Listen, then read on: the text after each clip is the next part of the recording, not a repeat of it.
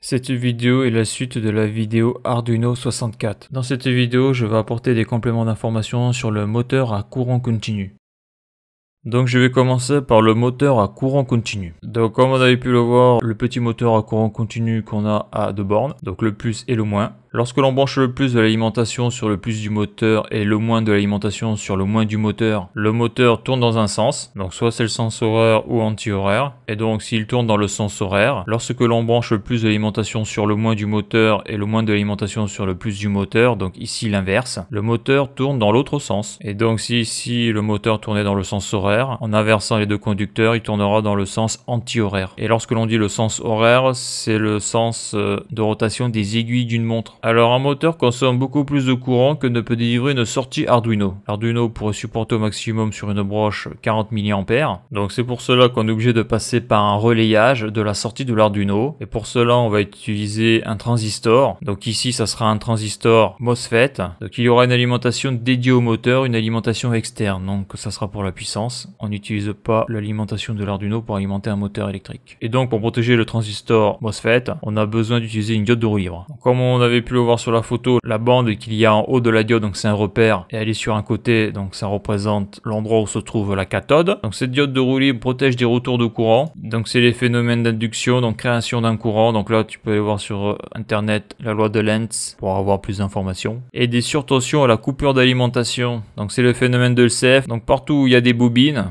par exemple dans les moteurs, même lorsqu'on coupe un contacteur moteur, partout où il y a des bobines, il peut y avoir un phénomène de self, c'est-à-dire qu'au moment où on va couper l'alimentation de la bobine, il va se créer une surtension qui peut être extrêmement courte, mais qui peut atteindre des valeurs de plusieurs centaines de volts. Donc on appelle ça aussi phénomène d'inductance. Et donc, je ne le savais pas, mais la diode de roue libre, son petit nom technique, c'est la diode Schottky. Donc moi j'appelle ça la diode de roue libre et j'ai toujours entendu ce terme-là dans le milieu professionnel. Donc ici on peut voir la datasheet de la diode de roue libre qu'il y a dans le Arduino Starter Kit, donc c'est la 1N4007. Donc on peut voir que là il y a marqué peak repetitive reverse voltage. Donc lorsque l'on coupe l'alimentation d'une bobine, on peut avoir une surtension, et la 4007 peut encaisser jusqu'à 1000 volts de surtension. Donc là on a différentes caractéristiques sur cette diode de roue libre, et sur la datasheet on a aussi différents graphiques. Donc après, le moteur à courant continu a quand même quelques particularités. C'est un moteur qui est réversible, c'est-à-dire que si on le tourne à la main, il produit une tension. Donc ça on le voit bien avec l'exemple de la LED reliée à un moteur en courant continu. Donc là je vais faire l'expérience pour vous montrer. Donc là j'ai mis une diode électroluminescente sur la platine DC. Là j'ai branché le conducteur noir et rouge du moteur. Donc qu'importe le sens, c'est pas grave. Donc quand je tourne dans un sens,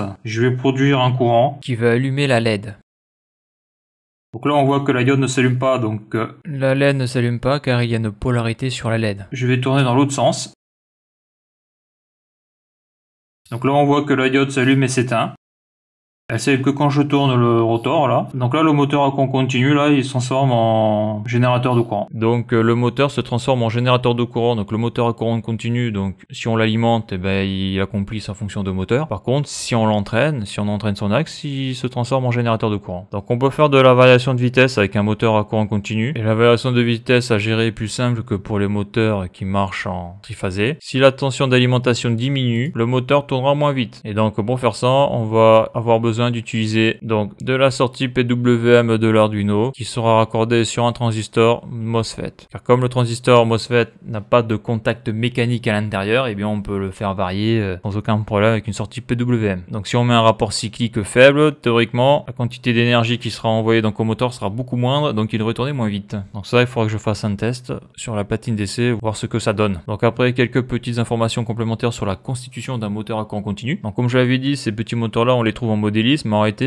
depuis quelques années dans le modélisme maintenant ils utilisent des moteurs à courant continu mais brushless, donc on le verra après. Donc le moteur à courant continu est constitué donc d'un inducteur, donc c'est l'équivalent du stator sur un moteur alternatif, mais bon courant continu ils appellent ça un inducteur. Donc il est constitué d'un aimant permanent ou d'un enroulement statorique, donc bobinage. Donc après on a l'induit qui est le rotor sur un moteur alternatif là, classique, et donc lui il est bobiné. Et donc là on a la particularité du moteur à courant continu, c'est le collecteur, donc côté rotor. Donc sa fonction c'est inverser inverse la polarité de chaque enroulement rotorique. Donc ça, c'est une commutation mécanique. C'est-à-dire qu'un moteur triphasé, lui, il n'a pas besoin de ça parce que la fréquence du réseau est de 50 Hz. Donc ça veut dire que en une seconde, il va y avoir 50 périodes de 20 millisecondes. Et dans une période, il y aura une alternance positive et une alternance négative. Ça veut dire que le courant va changer 100 fois de sens à la seconde. Donc ça veut dire que les champs magnétiques, à l'intérieur, ça va s'inverser. En courant continu, il n'y a pas de fréquence, il n'y a pas d'alternance, il n'y a pas de période, il n'y a rien du tout. On a juste un potentiel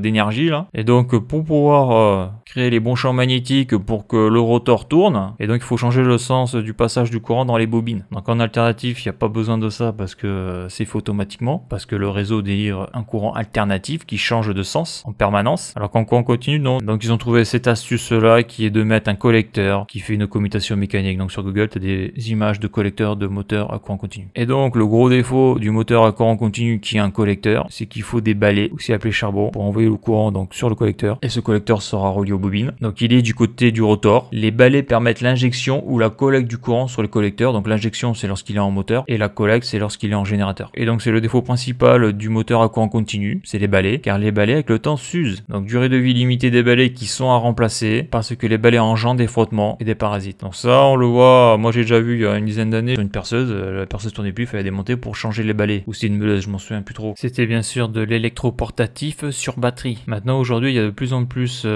d'appareils électroportatifs qui ont un moteur brushless, donc il n'y a plus de balais. Mais bon, maintenant il y a des moteurs sans balais, donc c'est des moteurs qui sont beaucoup plus résistants, c'est les moteurs brushless. Donc les moteurs brushless, ce sont des moteurs à courant continu, sauf qu'il n'y a plus de balais, donc il n'y a pas besoin de collecteur, et donc il n'y a pas d'usure à ce niveau-là. Donc moteur à courant continu sans collecteur et donc sans balais. De plus, les moteurs brushless, comparés à la même taille d'un moteur à courant continu normal, sont plus puissants et ont des rendements supérieurs au niveau énergétique. Donc l'inversion de polarité sur chaque enroulement est gérée de manière électronique dans le moteur ou à l'extérieur il y a un capteur de position rotorique car ça reste un moteur à courant continu, donc il faut faire les inversions de polarité là pour pouvoir faire les bons champs magnétiques pour que le moteur tourne. Donc pour fonctionner les petits moteurs là que l'on va utiliser dans le modélisme, donc ils ont besoin d'un variateur brushless ESC, et donc pour faire des économies dans ces petits moteurs brushless il n'y a pas de capteur de position rotorique, c'est géré de manière électronique en détectant les champs magnétiques. Bon, je sais pas comment ça marche, mais un capteur de position rotorique ça coûte des euros, soit ça utilise des capteurs FEOL ou soit des codeurs incrémentales, donc il y a plusieurs technologies, et